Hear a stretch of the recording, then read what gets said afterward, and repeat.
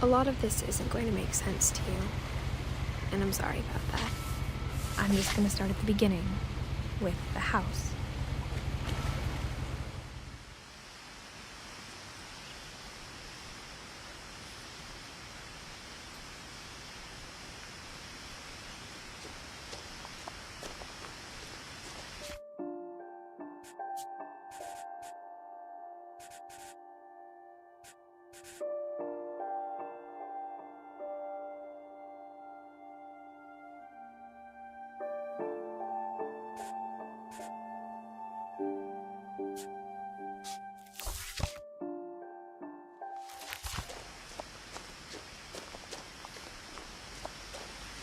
I lived here until I was 11, but I wasn't allowed inside half the rooms.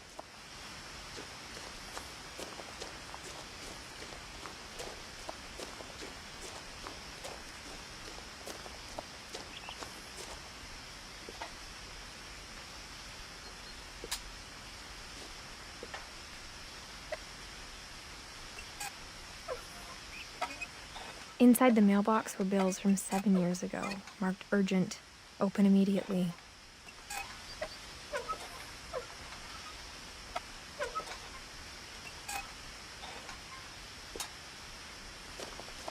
I hadn't been back since my brother Lewis's funeral.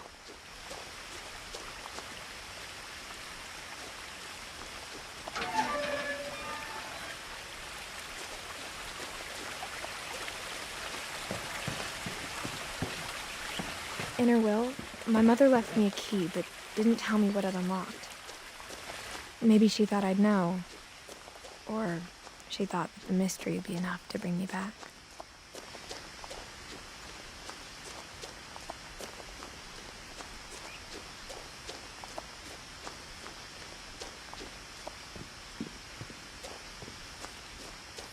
No one had driven this way in a long time, but I saw a few hoof prints.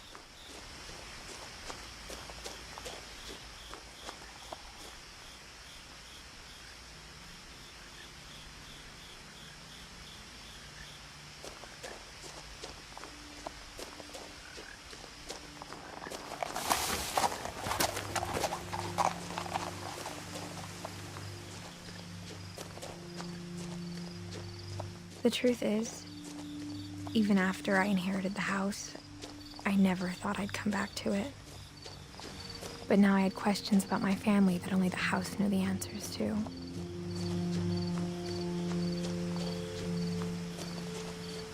The house was exactly like I remembered it, the way I'd been dreaming about it.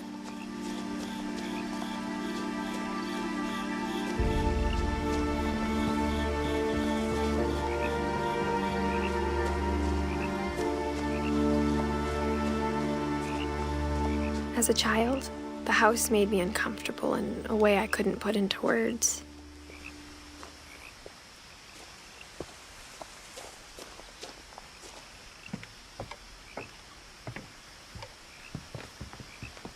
Now, as a 17-year-old, I knew exactly what those words were. I was afraid of the house.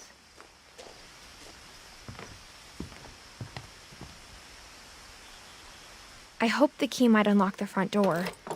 It didn't.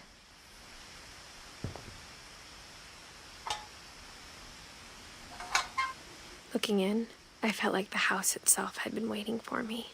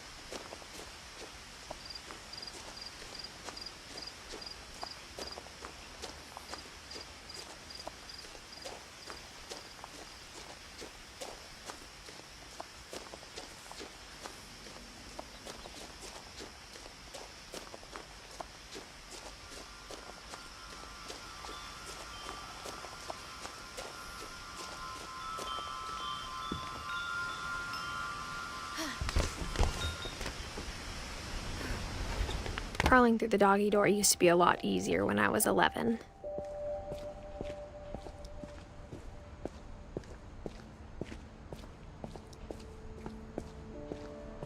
For the first time in years, I felt like I was home. But instead of a family, there were just memories of one.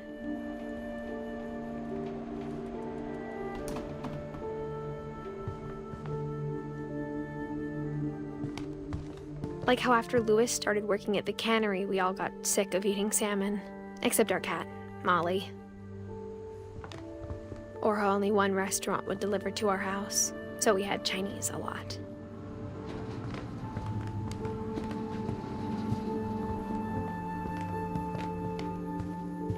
The table was still a wreck from the night we left. It was like a bomb had gone off, killing everyone. My mom was the only one of us who could imagine Great-Grandma Edie living in a nursing home.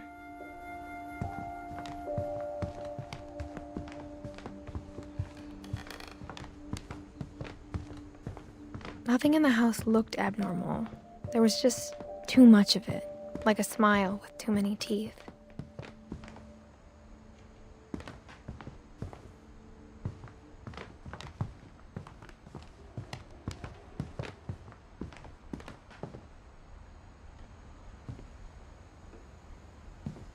Mom always told me to stay out of the basement, so I wasn't too surprised when the key didn't fit.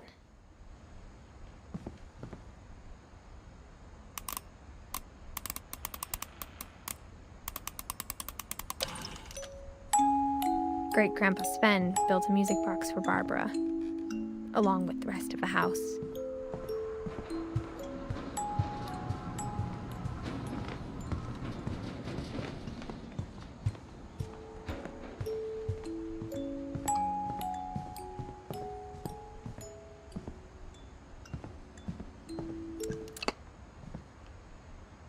After Milton disappeared, Mom sealed up all the bedrooms. Then Edie retaliated and drilled peepholes.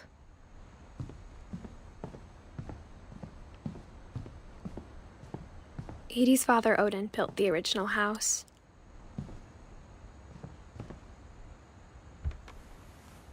Barbara was a child star for 2 years, until America grew out of it.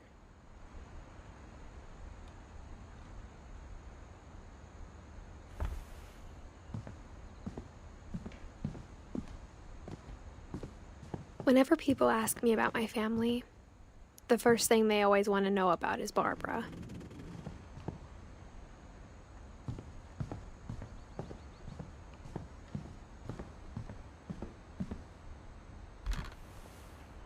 The last time I was in Edith Sr.'s room, I was 10 and she was painting my portrait.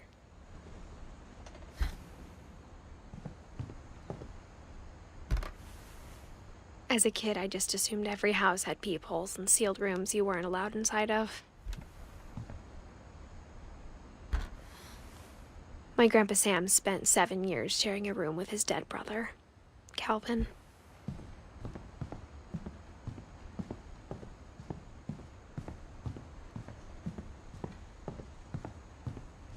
I spent a lot of time playing in Great Uncle Walter's room. I think my mom sometimes regretted not sealing it up. Lewis told me there were secret passages, but I never believed him.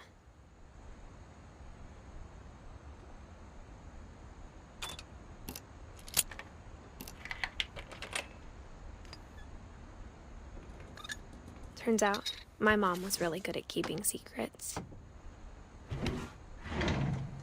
Now it was time to find out what my mom had been afraid of.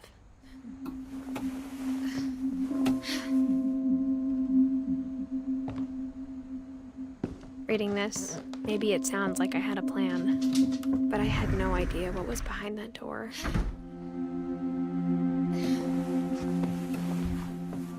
Just like I had no idea where all this was gonna lead. I grew up looking at Molly's room through the peephole.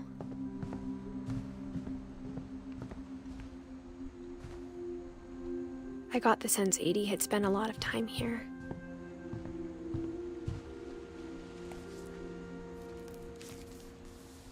December 13th, 1947. Dear Diary, I'll be gone soon, but I wanted to tell somebody about what's gonna happen. It started when Mom sent me to bed without dinner. I woke up and I was starving, so I looked around for something to eat. The gerbil food was dry, but I didn't mind it.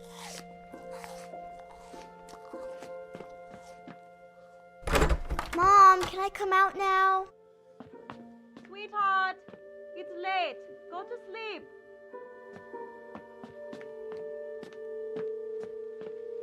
My Halloween candy was all gone.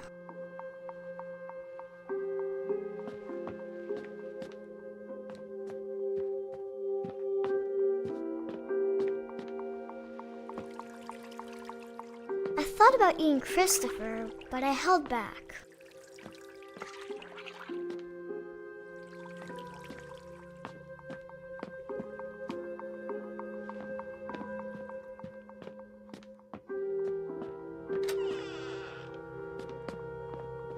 I kept eating and eating.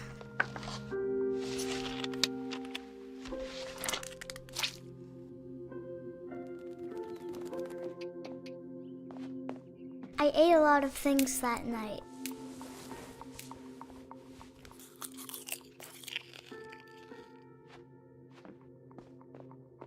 Then I heard chirping outside my window.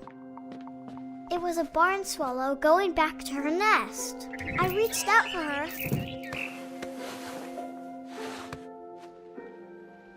And suddenly,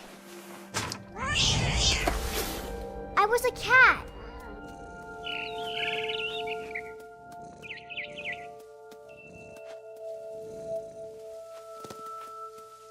I tried to be quiet, but the bird was really scared.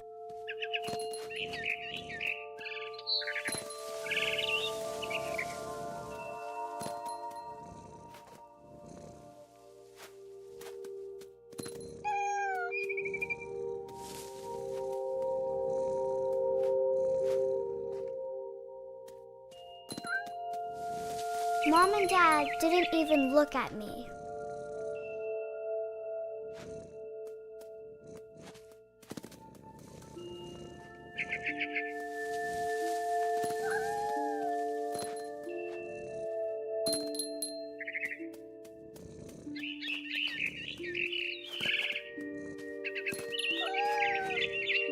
I jumped and I almost got her.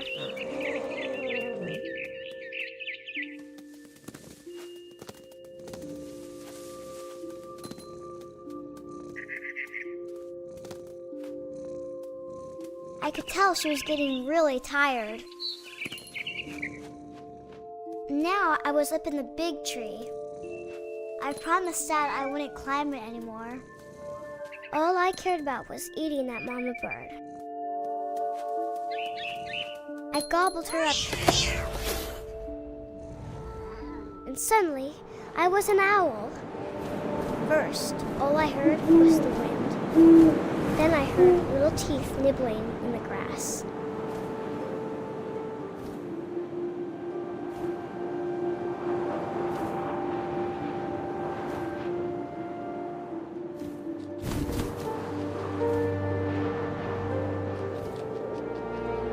Rabbits.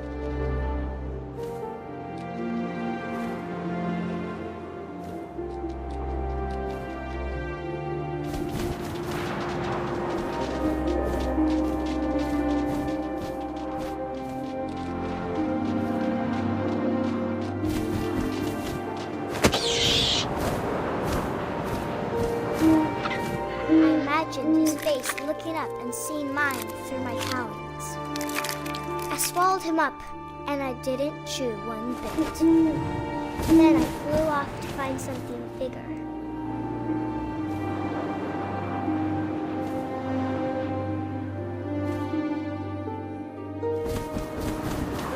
A mama rabbit.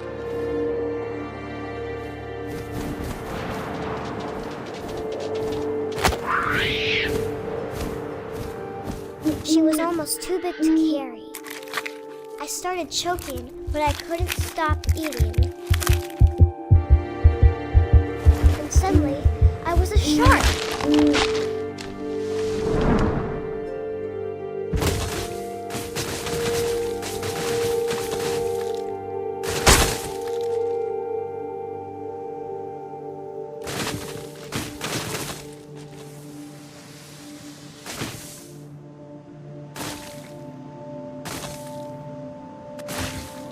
I rolled off a cliff and into the ocean.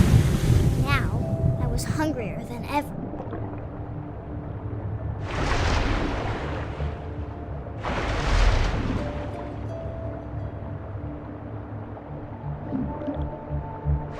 I wanted fat, juicy seals.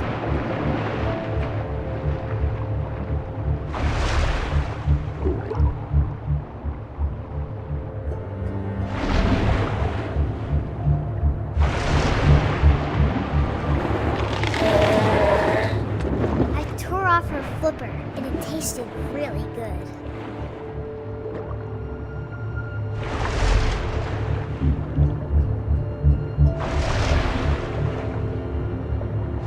Grabbed on tight, and I was so hungry, I jumped out of the water.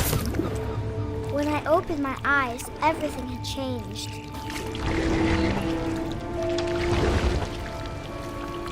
Now I was a monster. And I smelled people everywhere.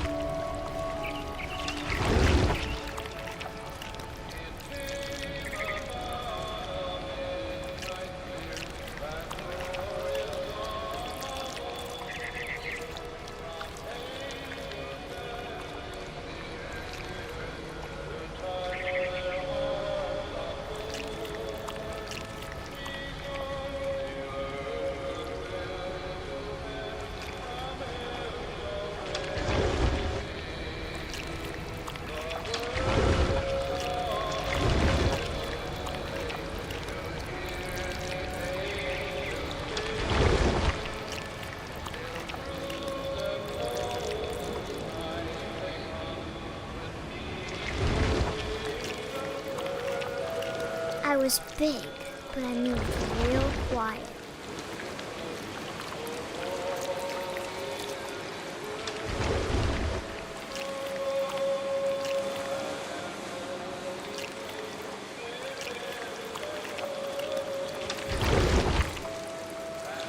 I wanted to stop, but also I didn't.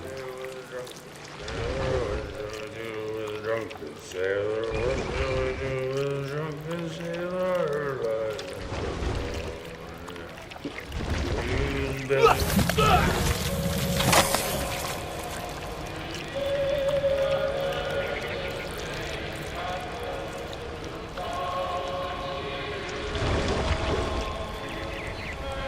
After the last passenger, I was still hungry. And across the water, I smelled something new.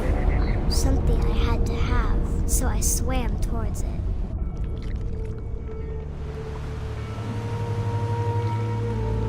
I slithered onto the sand, and the good smell went into an old pipe.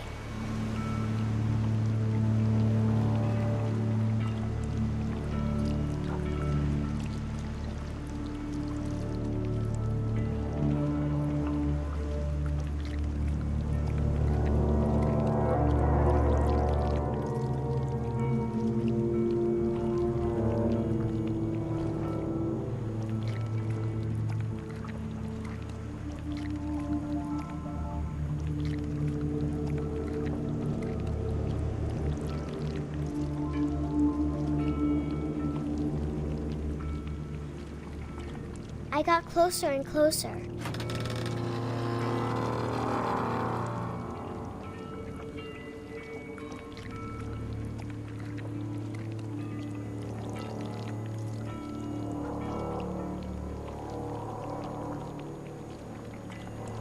All my stomach started growling. And suddenly, I was me again. I held my breath for a long time, but I couldn't hear anything. I think it's waiting for me to fall asleep. But it's not going to wait much longer. It needs to feed, and we both know I will be delicious.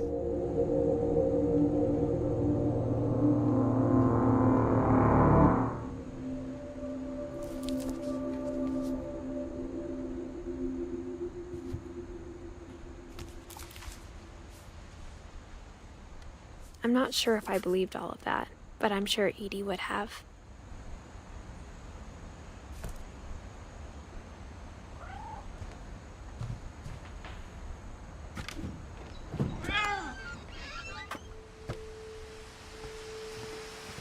This will be obvious later, but my mom never told me any of these stories. Edie would have, but Mom didn't like bringing up the past. Though, when we adopted a stray kitten, she was the one who named it Molly. I spent a lot of time in Great-Grandma Edie's room. Louis died a week before we left, but Edie had already started to memorialize him. Her room was like a museum.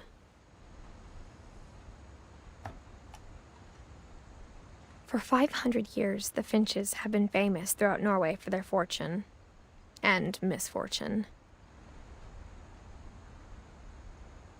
Odin Finch buries the latest victims of the family curse, his wife Ingeborg and their newborn son, Johan. On January 7th, 1937, he set sail with his family and his house, hoping to leave the curse behind. But 40-foot waves off the coast of Washington send the house and Odin to Odin's daughter Edie, with husband Sven and baby Molly, step ashore on their new home. Odin Finch is the first to be buried in the new family cemetery. His daughter Edie is already dreaming of a new Finch house.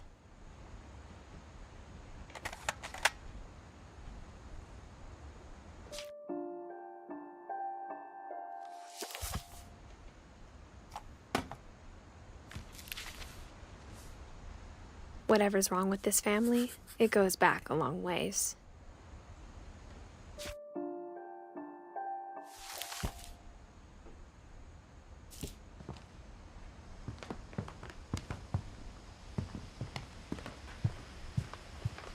Edie gave a big interview about a mole man living under the Finch house. My mom was furious. When Edie told people Sven was killed by a dragon, she could also have said he was building a dragon-shaped slide that collapsed. She could have, but she didn't.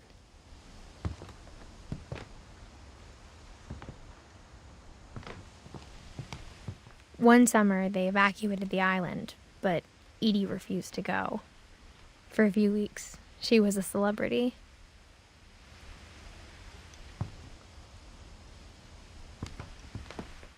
I hadn't thought of myself as Edith Jr. for a long time.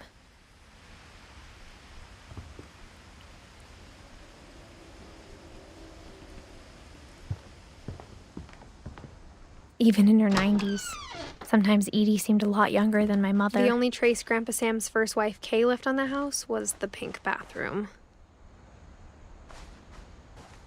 It was a pretty big trace.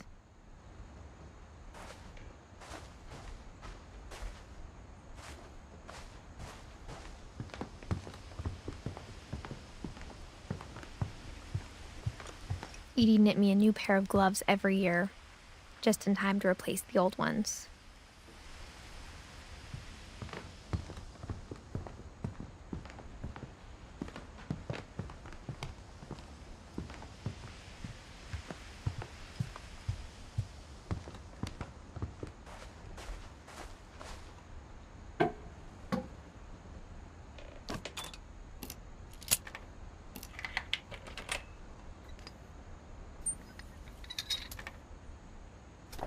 There's a secret in this bathroom.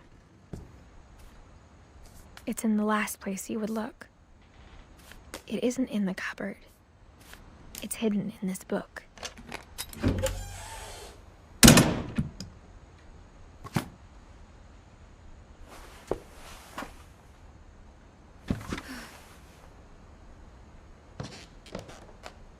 Sven gave Sam an old camera he'd refurbished. He never put it down. From the paintings on the wall, it was clear my brother Milton had been here before me.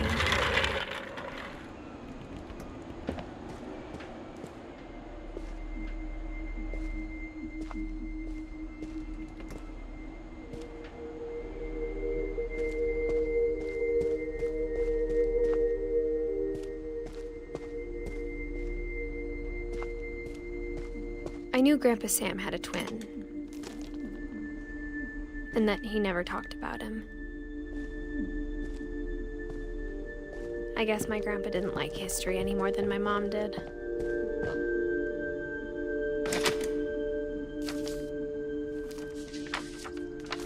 How I Want to Remember My Brother by Sam Finch.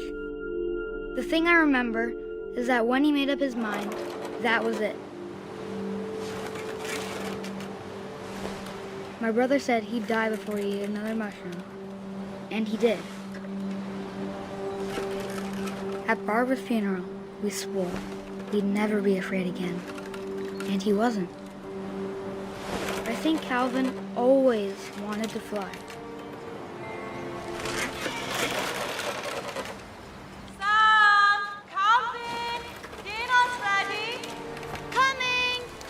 But that day, he finally made up his mind to do it. I told him going around was impossible.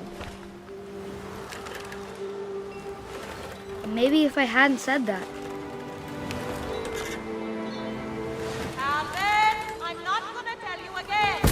Maybe if the wind hadn't picked up. Then maybe he'd still be here.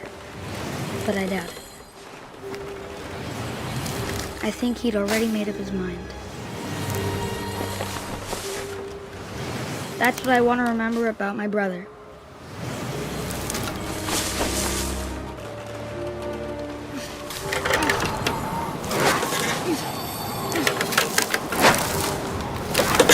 The day he made up his mind to fly. And he did.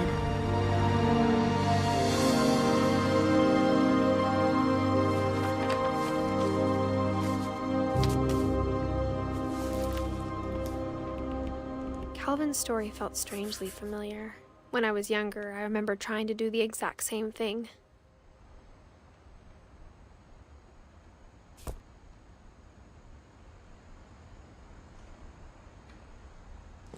After the funeral, Edie roped off Calvin's half of the room.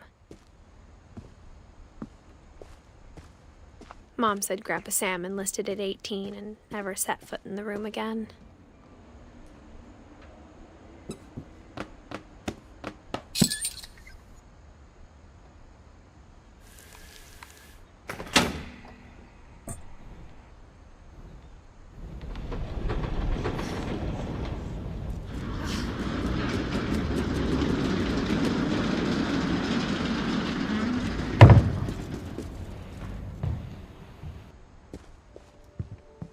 The passages were a pretty tight fit. They'd obviously been built for smaller hands and bellies.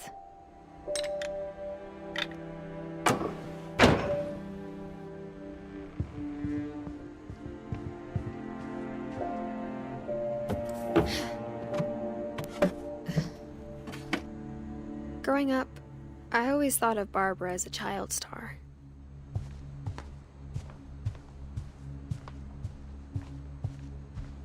I never thought about how hard it must have been for her afterwards.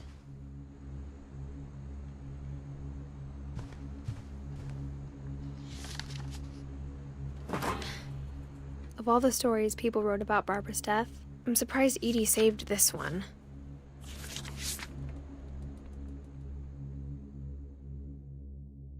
Old Jack here with another ghastly tale inspired by America's most unfortunate family. I'm calling it The Surprise Ending of Barbara Finch. As a child star, Barbara was famous for her scream. Now at 16, she was all washed up. A has-been. But in a lucky break, she'd been asked to perform her signature scream at a local convention for monster movie fans. It was just the boost her career needed. Unfortunately, her scream hadn't aged well. Getting better. I think you just need the right motivation. Her biggest fan and current boyfriend, Rick, was about to demonstrate when... Now that was a great scream. It was Barbara's father, Sven. He'd slipped into a table saw and had to be rushed to the emergency room. So Barbara got stuck babysitting her youngest brother, Walter. Her convention comeback was cancelled. Okay, I'm hearing frustration, but I'm not hearing terror. What if I tried... A gang of hoodlums in Halloween masks have been terrorizing Orcas Island tonight. Police are urging residents to... That came from the basement. You're right! Also, I loved your delivery on that. Why is your basement door locked? Because my dad likes making puzzles and secret passages. There's a key hidden in the music box. The secret is to keep winding and winding until finally the key pops out. Thanks, babe. I'll be back in a sec. 20 minutes later, Rick hadn't returned. So Barbara went to look for him, right on cue. She reached for the music box.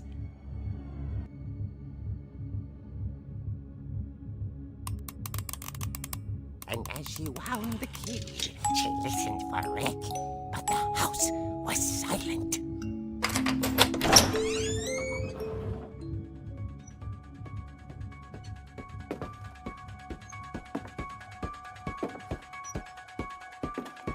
She found Rick's crutch and imagined the worst.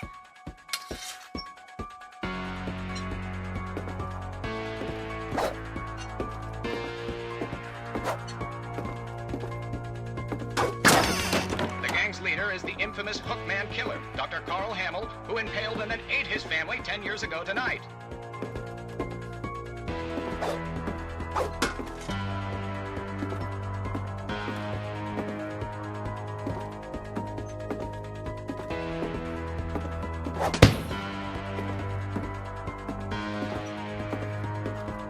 The old fridge rattled and grew still. Oh dear! Oh! Rick? Barb, relax. I was just trying to scare you to help you find your scream. Well, I'm not scared, Rick. I'm furious. Then act furious. All I'm getting from you now is that you're hurt and confused and She threw him out, but she kept a little something to remember him by. Barb, have you seen my other crutch? And she was still holding it when she fell asleep watching the late picture show. Hours later... Barbara! Walter, what's going on up there? Ah! Okay, I'm coming up, but if this is a trick, you're dead, Walter.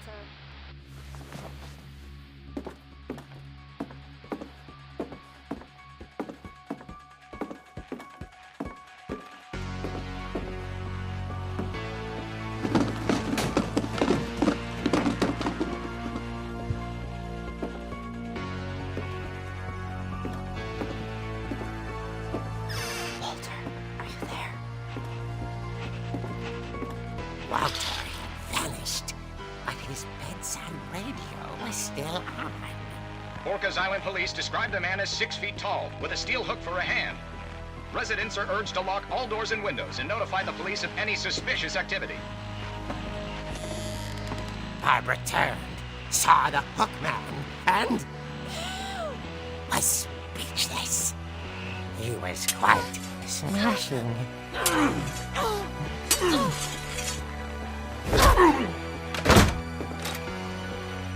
And he was. He couldn't get enough of Barbara. Okay, Barbara, there's gotta be another way out of here. That night, she played her part beautifully.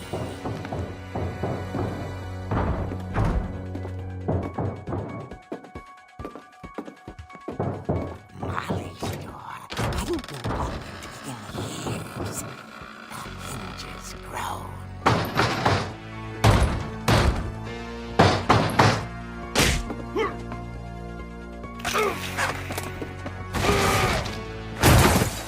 wasn't moving, but she sensed the story might not be over yet.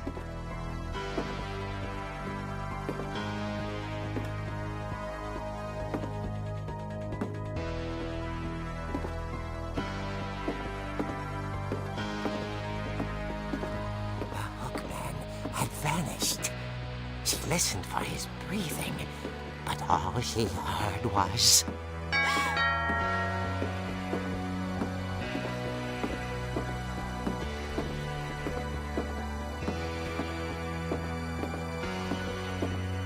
At the door, she heard whispering. It was coming from inside the house.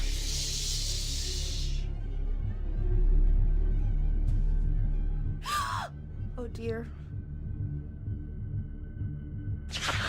The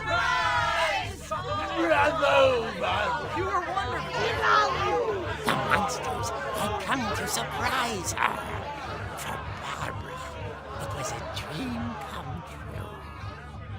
Then she saw what kind of monsters they were, and she realized what was about to happen. She was going to be famous. And with her final breath, Barbara Finch gave the performance of her life.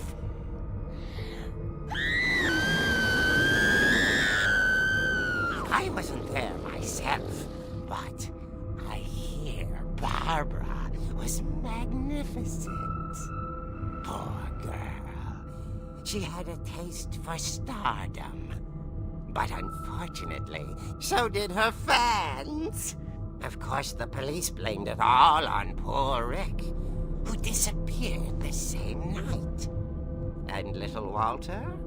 Hiding under his bed the whole time. He took it all pretty hard, but that's another story.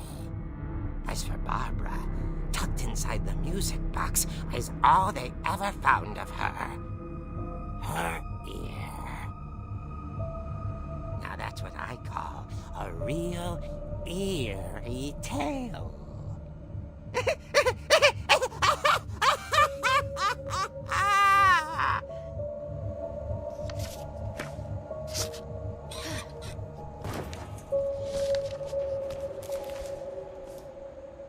Edie told me all Barbara wanted was to be remembered, as absurd as that comic was. Maybe what Edie saw was a happy ending.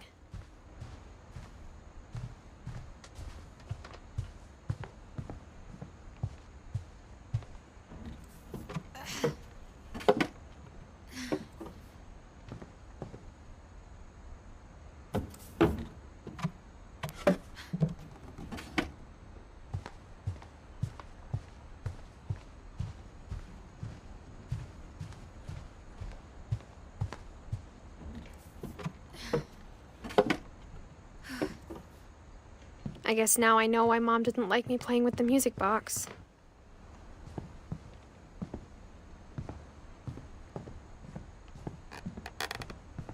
It's funny. All those times I played with the music box and never found the basement key.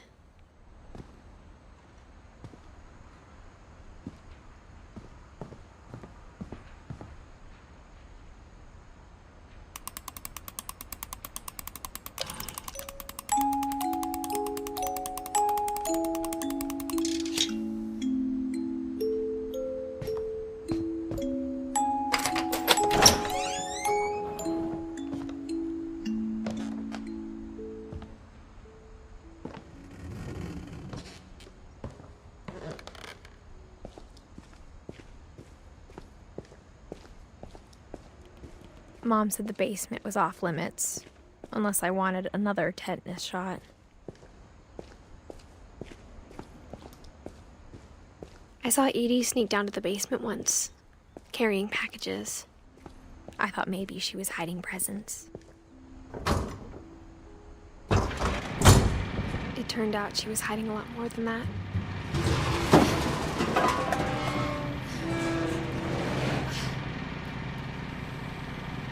I remember asking Mom once about where Walter had gone. She said after Barbara died, he got as far away as he could. If there's a pattern in all these stories, I think it's that none of us has gotten very far.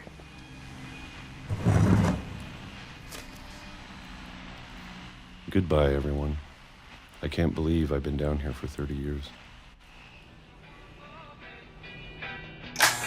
On that first day, after the shaking started, I didn't think I'd survive a week.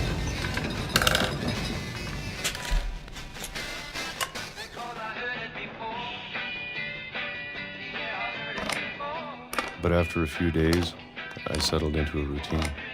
That's what kept me sane. Having a schedule, living for today. I always expected to be dead tomorrow. But if you wait long enough, you get used to anything.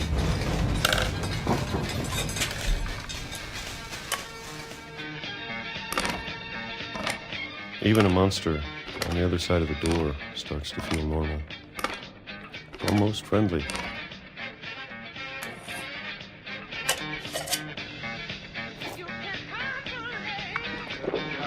And then one day, everything just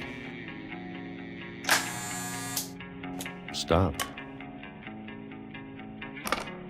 Whatever that thing was, it was gone. Maybe it got tired of waiting. Or maybe I just got tired of being afraid.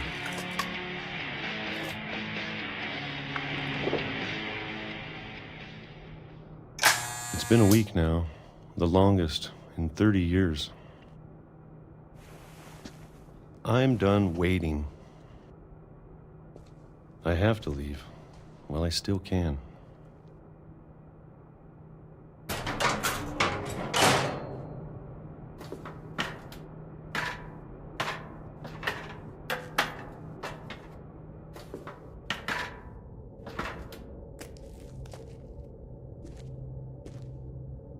I know it's out there somewhere. Whatever killed Barbara and Molly and Calvin. Maybe this is all a mistake. But I need to stop living the same day, even if it kills me. Whatever's out there, I want you to know I'm ready for it. I'm going to appreciate all of it, especially the food. I don't mind if I only have a year left, or a month, or a single week. I'd be happy with one new day. I can already imagine the sun on my face.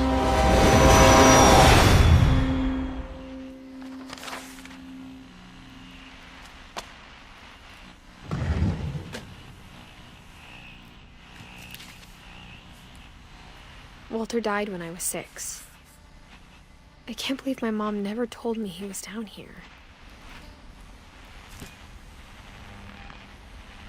I'm sure my mom was trying to protect me.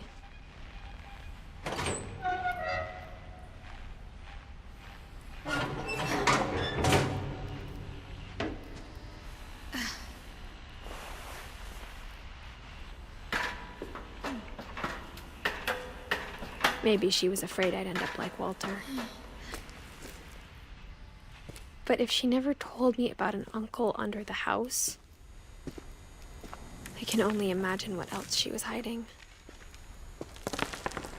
I don't want to make the same mistakes she made. Trying to bury something that's still alive.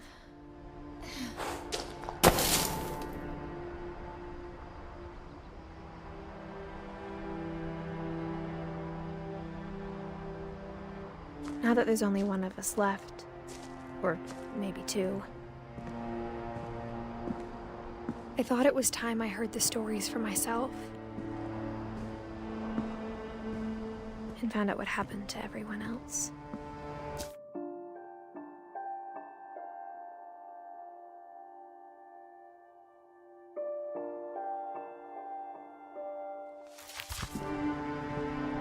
But now I'm worried the stories themselves might be the problem. Maybe we believed so much in a family curse, we made it real.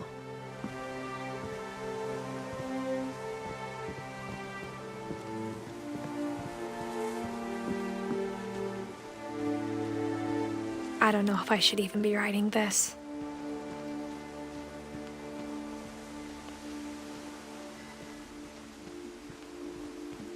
Maybe it'd be better if all this just died with me.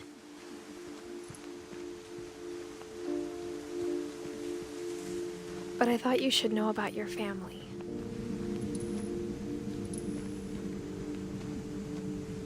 And the history you're a part of.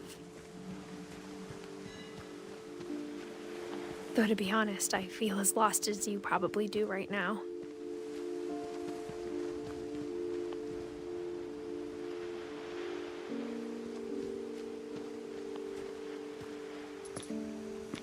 I think the people in these stories believed them, for what that's worth.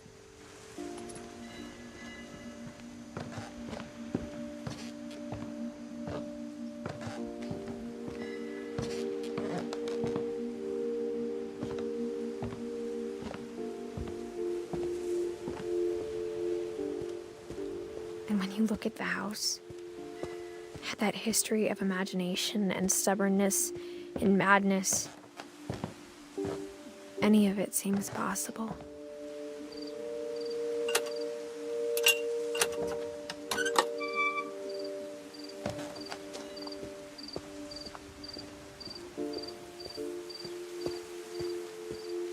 I think we've been surrounded by death for so long, we've just gotten used to it. What kind of family finishes building a cemetery before starting the house?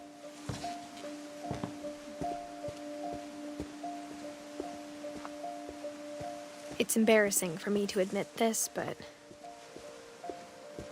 the pet cemetery made me more uncomfortable than the human one.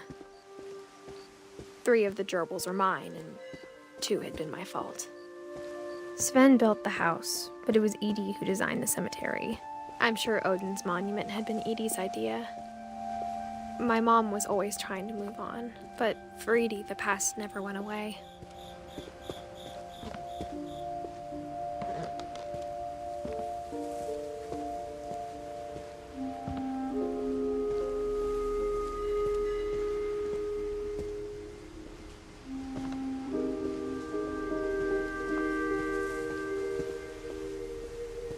There's so many things I wish I could ask my mom now.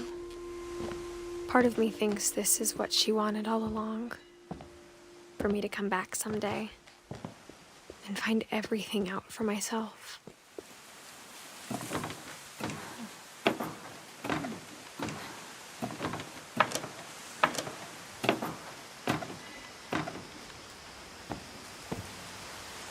But looking back on it now, if she told me there was going to be so much climbing, I never would have come when I was 22 weeks pregnant.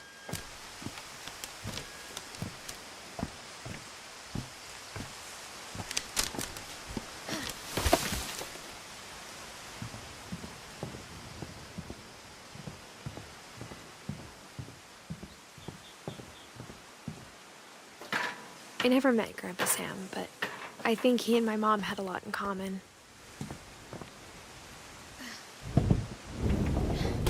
They were both pretty intense. Instead of hiding from death, Sam seemed to go out of his way to meet it.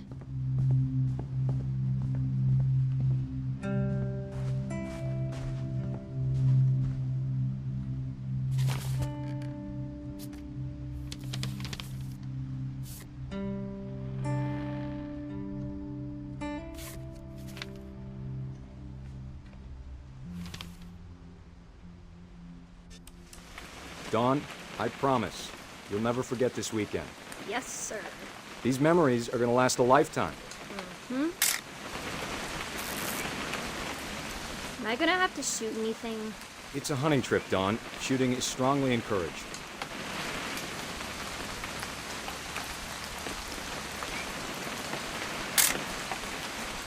quite.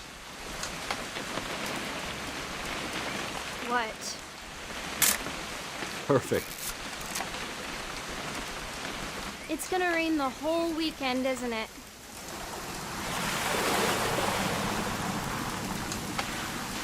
I will never forget this weekend, Dad. That's the spirit. Okay, got it. I'm gonna take some pictures, okay? Just be careful. The camera's older than you are. Aw. Definitely should not have drunk all that coffee. Hey! That's a keeper. I'm just saying, I'm not always gonna be here, Don. You'll need to remember this stuff, if you want to survive. I'll be fine, Dad. You know who else thought he was gonna be fine? Some guy who died. Don, I'm being serious. I know, Dad. You're always serious. Doesn't being out here make you want to chill out? Well, to tell you the truth, I haven't been out here in 20 years.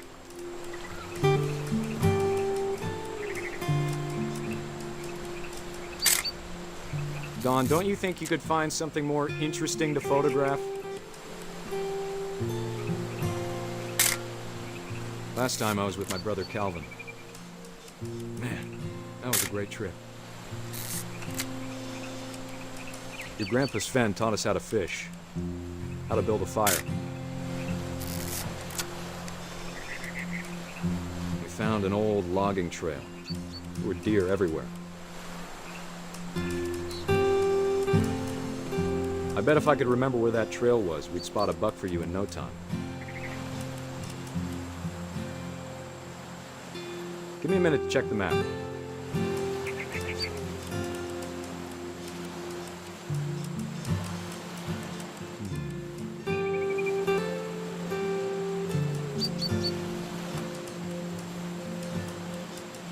Let's see. You don't need to waste any more film on me, kiddo.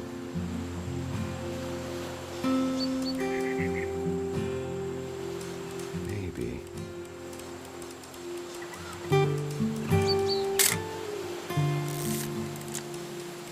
Or was it?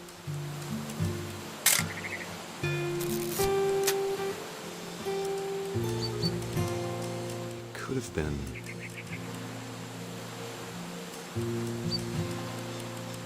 Dad! Good eyes, Don. Before you take the shot, let me get a picture of you. Dad, I... Just... Let me get behind you. do I have to do this? Don, you don't have to do anything.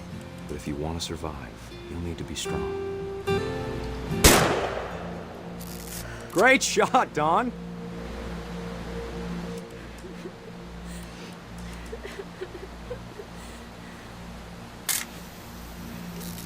I'm proud of you, Don. Always remember that, okay?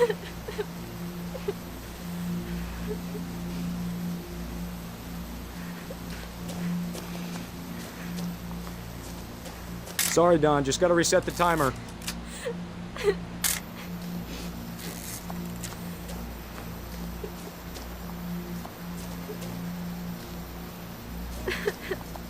Dad, it's twitching. I think That's it's totally so... normal, Don. Just focus on the camera. Try not to think about... Dad!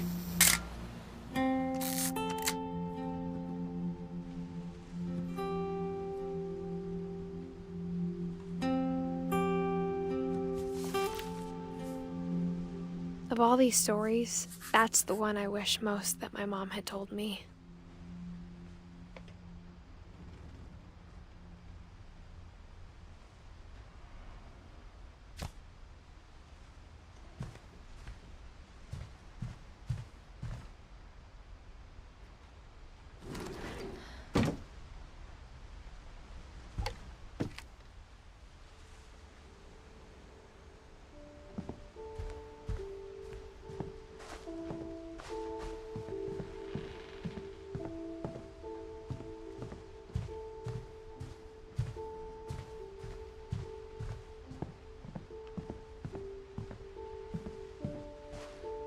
Sam spent his life shooting photos, but Mom said he got nervous being in front of the camera.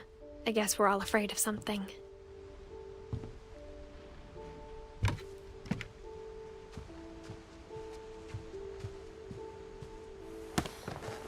After Sam died, my mom and Edie got really close.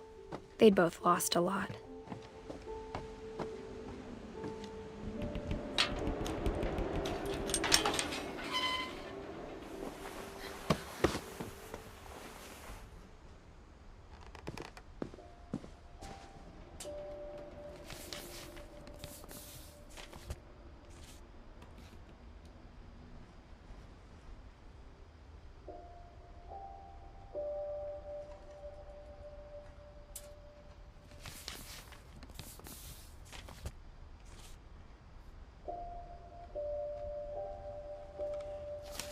Dear Kay, do you remember the way Gregory used to laugh when he thought he was alone? Like something funny was happening, but only he could see it.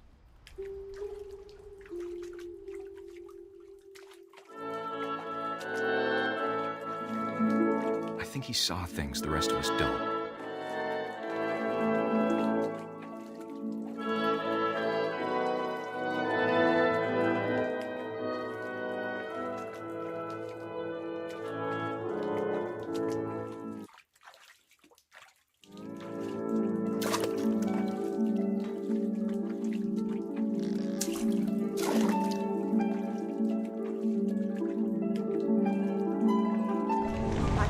Gregory, it's time to... Hold on, sweetie. Hello? Sam, I told you I don't want to talk right now. I wonder what he saw.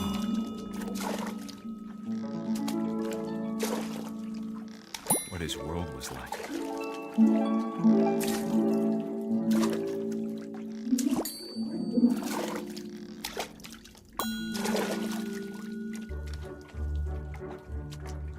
Reminded me so much of Calvin. Lost in his imagination.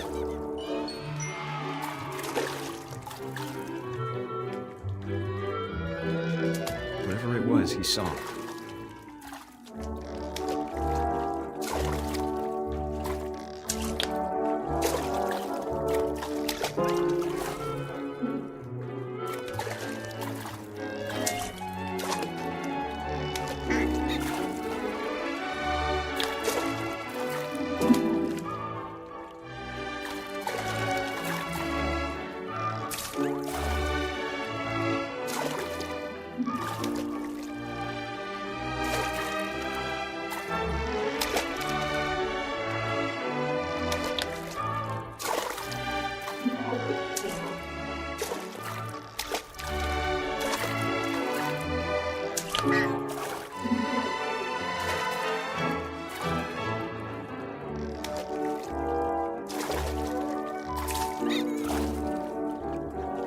It sure made him happy.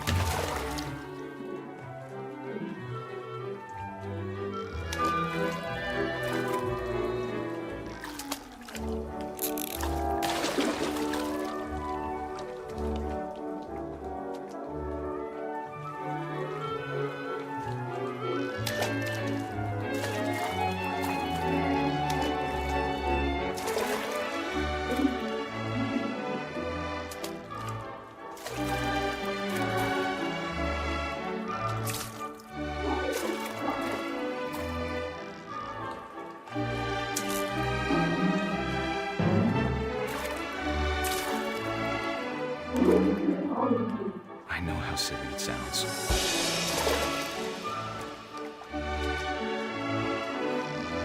But I worried about a baby being too happy. But I could feel him slipping away. Sorry about that, Gregory. I know you did everything you could. Maybe if I hadn't called that night. Damn it. Hold on, I don't want Gregory to hear this.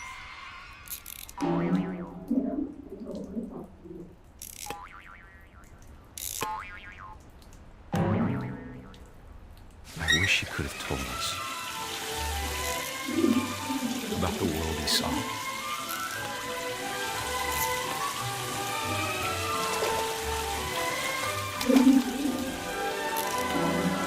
There's so much I don't understand about Gregory, about everything.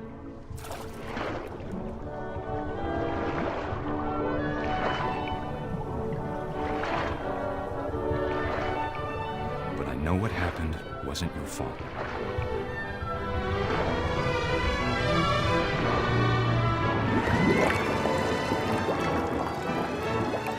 I'm sure he's happy.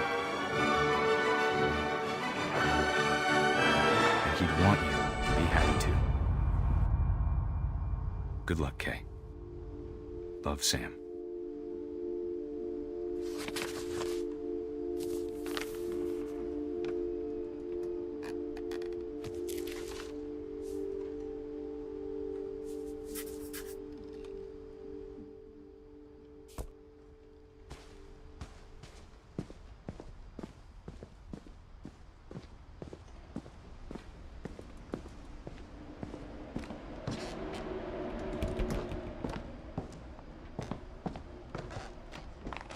My mom moved up to the loft after her brothers died.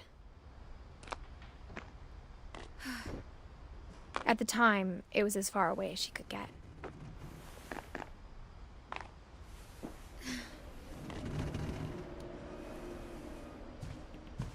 I can't imagine what it was like for her to lose 2 sons after she'd already lost 2 brothers.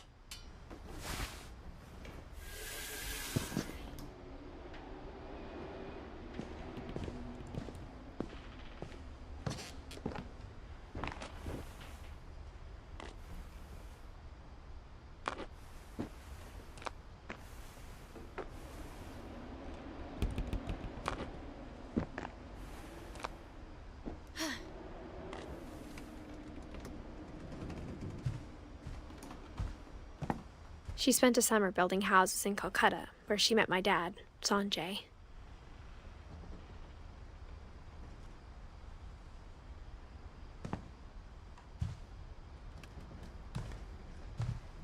My mom moved to India a week after graduation and got a job teaching English.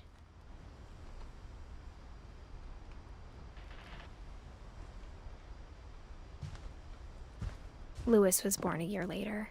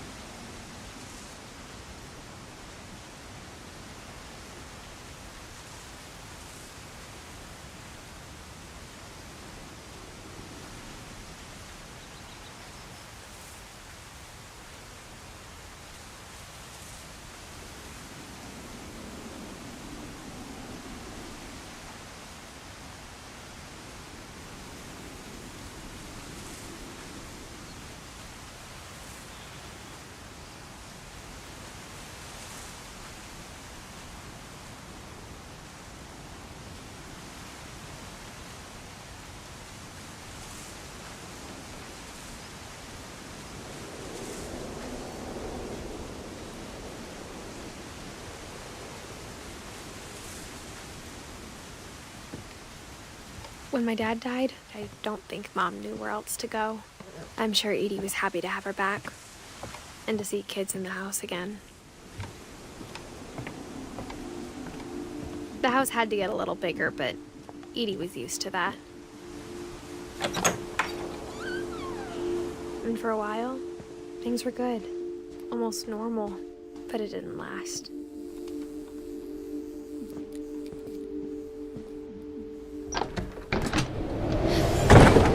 The beginning of the end was Milton's 10th birthday, when Edie gave him a castle.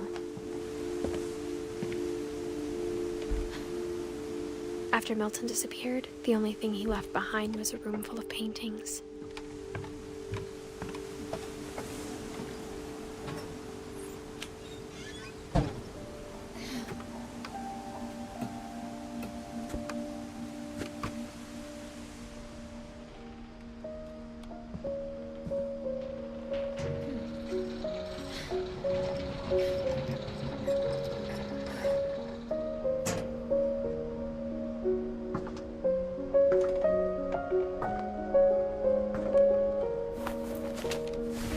Milton Finch in The Magic Paintbrush.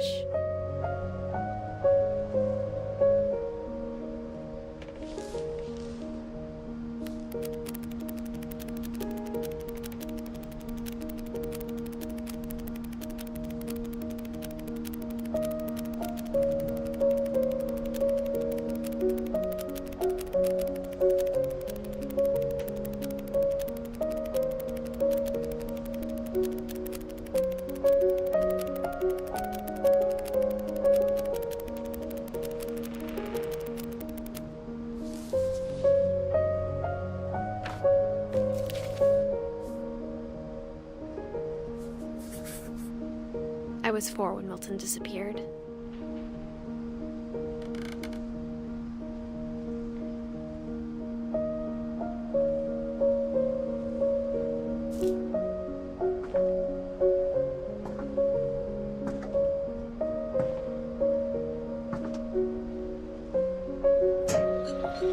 Mom spent months searching for my brother.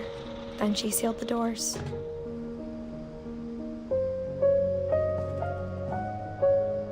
Whatever Milton had found in the house, Mom didn't want it getting out.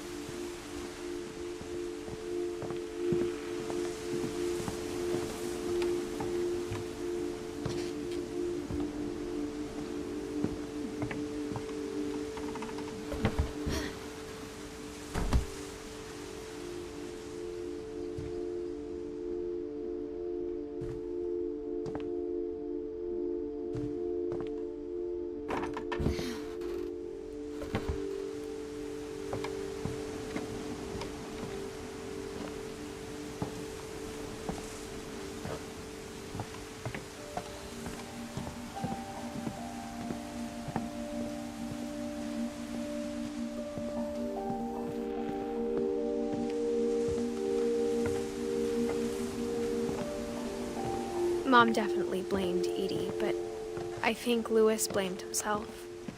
After he graduated, he just spent more and more time in his room, until Mom got him a job at the cannery.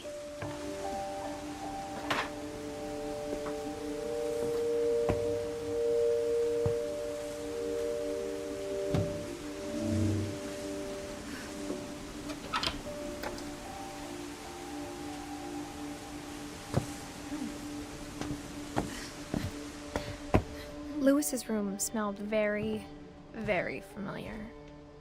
That part of him lived on.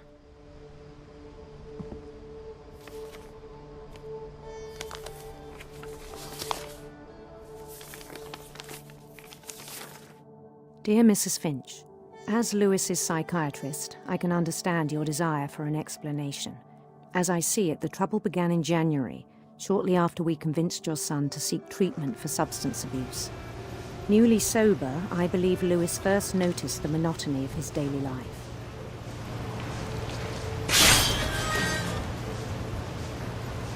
He kept working at the cannery, but he withdrew part of himself.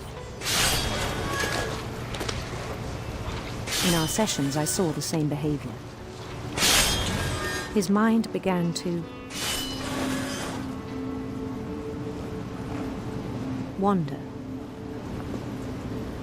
I asked him to describe it.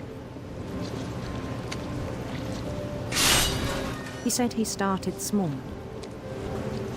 imagining a labyrinth. He'd feel his way about.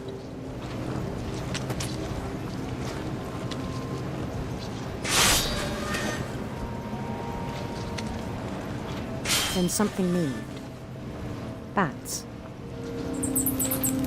on toads.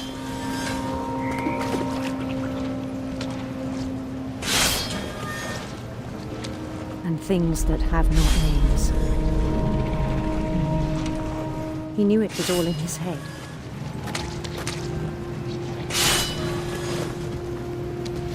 But he took it very seriously. I had hoped he'd find himself.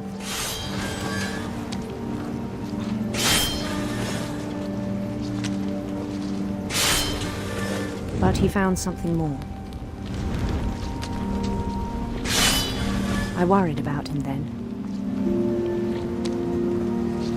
Daydreaming at the cannery. I spoke with his boss. But he said Lewis had become a model employee. Methodical, tireless, focused. Like a whole new Lewis.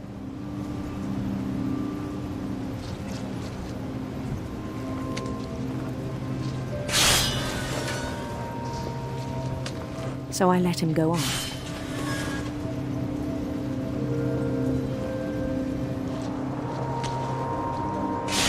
I even encouraged him. It seemed very promising at first.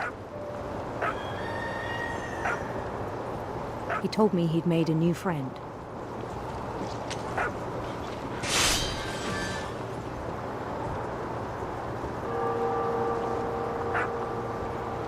On the edge of a city he named Lewis Token.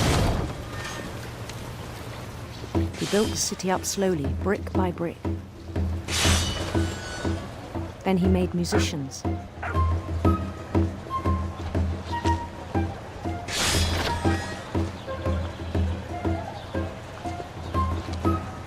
And songs for them to play. He talked about starting a band. And he was always humming something. Every day his imagination grew stronger.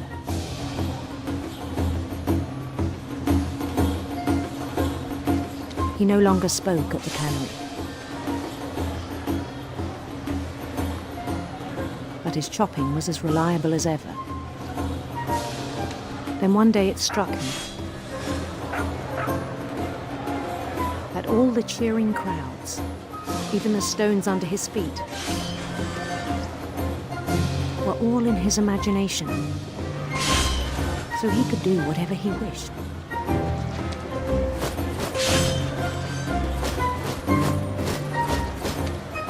He held an election for mayor, and he won.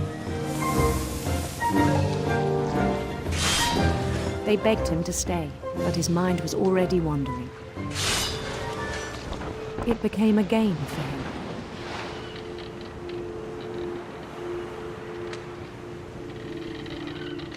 He'd conquer a city, then immediately push on. New Louisville.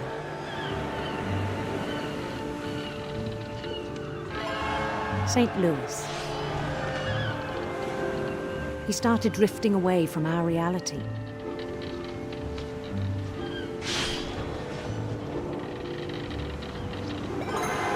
Minneapolis.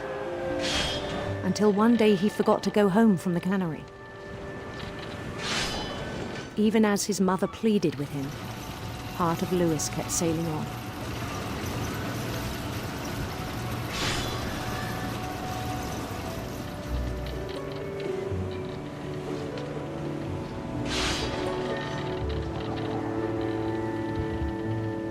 In Lewisburg, he heard rumors of a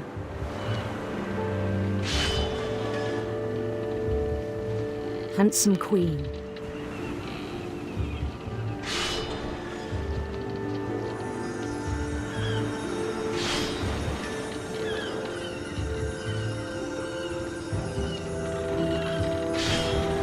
The queen was on her own quest for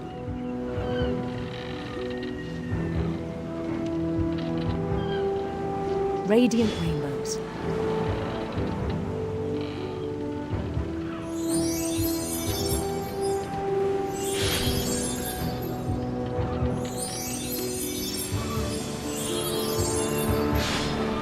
He followed the sound of her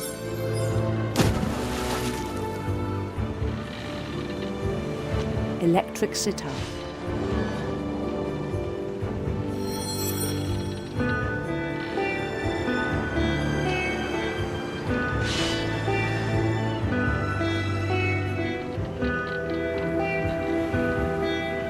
His chase led him to a golden palace east of the sun and west of the moon. Even then, his logic remained sound. He knew the world was all in his imagination.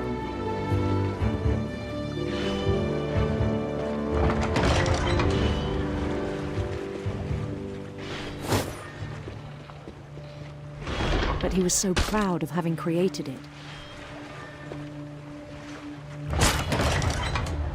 In his own eyes, he'd become something greater than a king.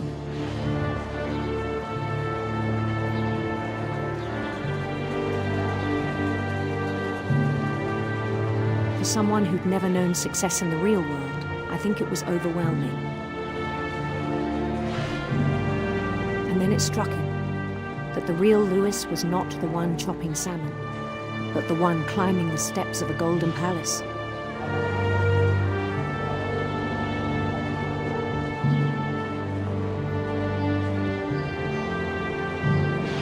My imagination is as real as my body, he told me. It was hard to argue with him.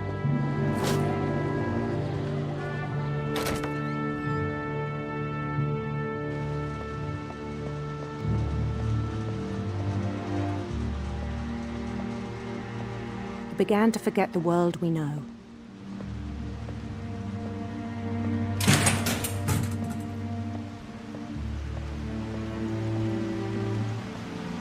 I think it pained him to remember Lewis, the cannery worker.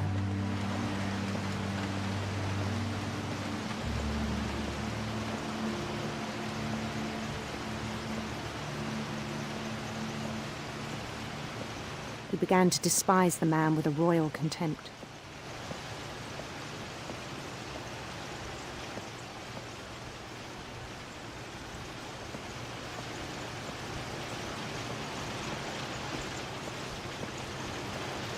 I still thought I could save him. Even after he said he was being crowned king over all the lands of wonder.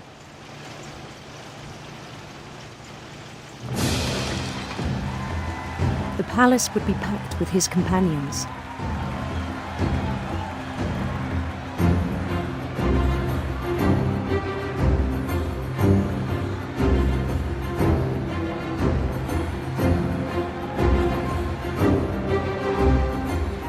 Including the wise Calico who'd insisted on inviting him.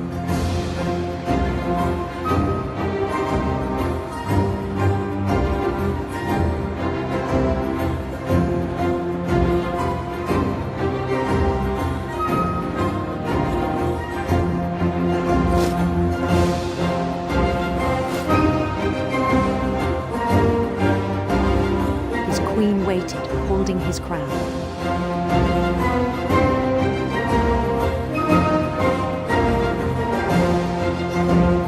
There was only one thing left to do.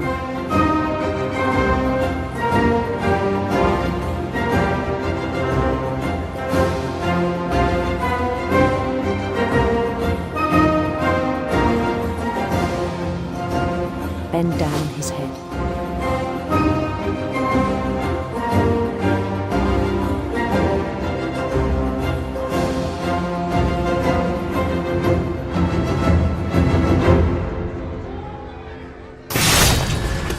I think you know. Mrs. Finch, your son was a kind man who will be missed by all of us who knew him.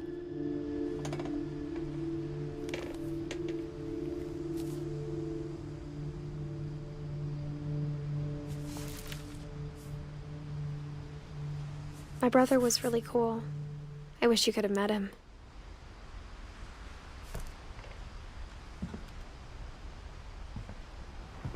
Lewis and I spent a lot of time playing games together, but he was surprisingly bad at them. He died a lot.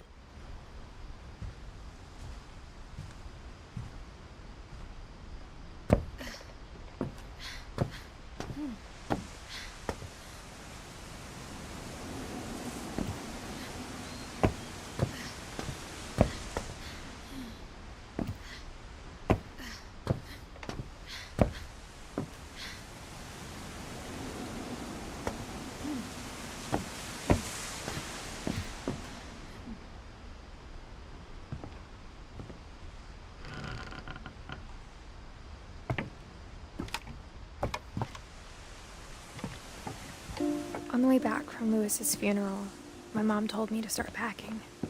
She waited until the day before we left to tell Edie.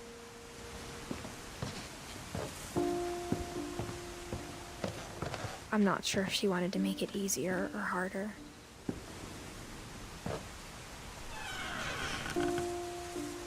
I wish we'd stayed. But I understand why we left.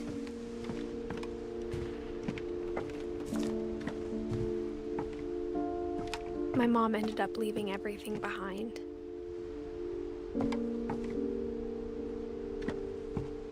What happened that night had been coming for a long time. Maybe it should have come sooner.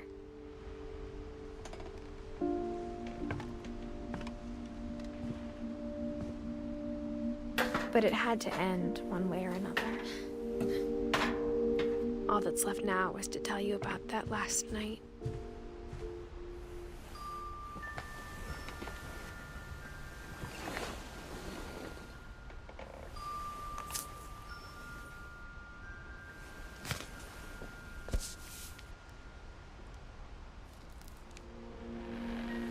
That whole last day, Edie just watched us pack and didn't say a word. Until supper, when she raised her glass and said, "To our final night together, and all our final nights apart." Grandma, you know what I said about alcohol. Some of your medications are very Edith, specific. I left a present for you in the hallway. Why don't you go open it? The grown-ups have to argue now. I'm sorry, you're right. We're all leaving tomorrow. Let's just enjoy our last... I'm not leaving. Edith, you're excused.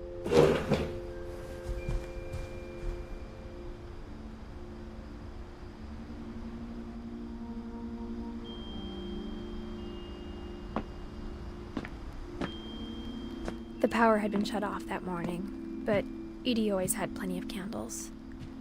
When my mom sealed the library, I don't think she knew about the other entrance, or that Edie had a key to it.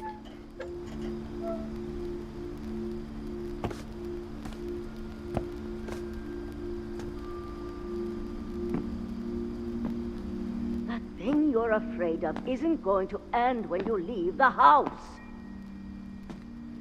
Edith has a right to know these stories. My children are dead because of your stories. I think it's best if Edith and I leave tonight. We'll have the nursing home send a van for you in the morning. Okay?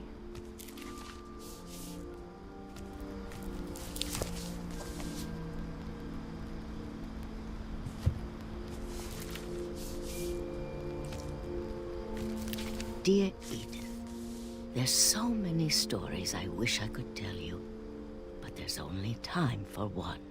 This is about what happened on the night you were born. That night, the tide went way, way out. It was the first and last time I ever saw the old house aground. There'd been an earthquake out in the middle of the ocean. They called it the lowest tide in 1,000 years. God, it smelled awful. You know, I've seen that house every day of my life.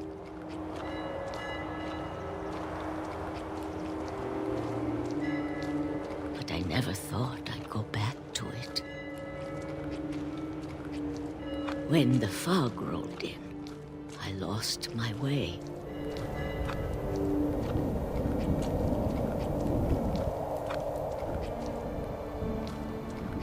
I got turned around.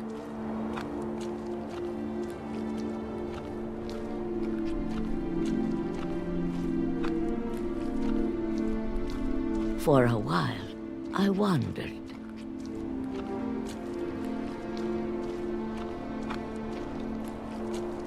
I started seeing things.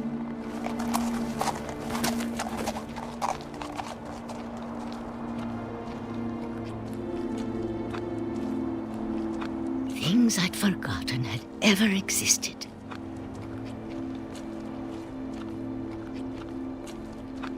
But when I saw them, they felt like old friends. That night, a lot of things came back to me.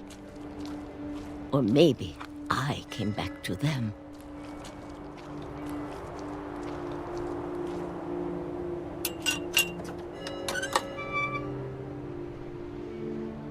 Things I can't explain, but that I need you to try and... Edith, what are you doing in here? It's mine. Edith! Mom, you're gonna rip it! Let go! I kicked and screamed, but Mom dragged me to the car. I never saw Great-Grandma Edie again. The next morning, the van came to pick her up, but she was already gone. After that, we moved around a lot.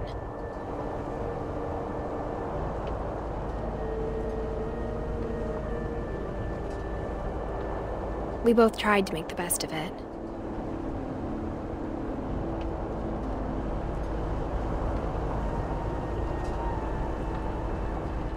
A few years went by.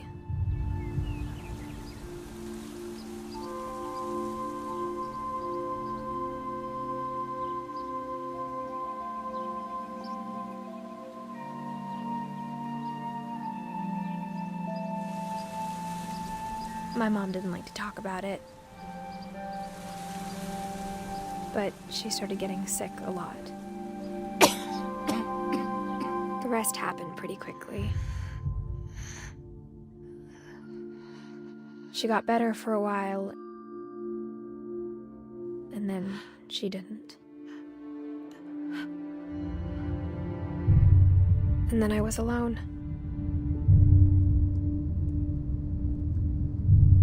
The last Finch left alive.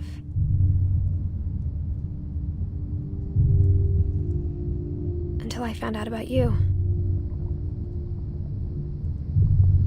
I'm still not sure what to tell you about all this. If we lived forever, maybe we'd have time to understand things. But as it is, I think the best we can do is try to open our eyes. And appreciate how strange and brief all of this is. This journal was supposed to be for you. But now I hope you'll never see it. I just want to meet you and tell you all these stories myself. But I guess if you're reading this now, things didn't work out that way.